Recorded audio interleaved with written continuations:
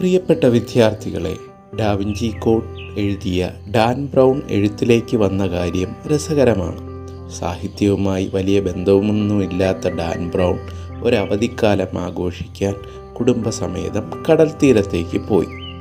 അവിടുത്തെ ഹോട്ടലിൽ വിശ്രമവേളയിൽ ഒരു മരത്തിൽ തൂക്കിയ ഹാമക്ക് എന്ന തൊട്ടിലിൽ ആരോ ഉപേക്ഷിച്ചു പോയ സിഡ്നി ഷെൽട്ടൻ്റെ ദ ഡൂംസ്ഡേ കോൺസ്പിറസി എന്ന നോവൽ ബ്രൗൺ വെറുതെ മറിച്ചു നോക്കുന്നു. ആദ്യ പേജുകളിൽ നിന്ന് വായന പുരോഗമിക്കുന്നു. വായന ത്രില്ലിംഗായി മാറുന്നു. നോവൽ എന്ന കലയുടെ രസനീതിടത്തിൽ അദ്ദേഹം ലയിക്കുന്നു. ഒരു വിറ പടരുന്നു. ആ ഒഴിവുകാലം ബ്രൗൺ തീരുമാനിക്കുന്നു, തനിക്കും ഒരു നോവൽ എഴുതണം.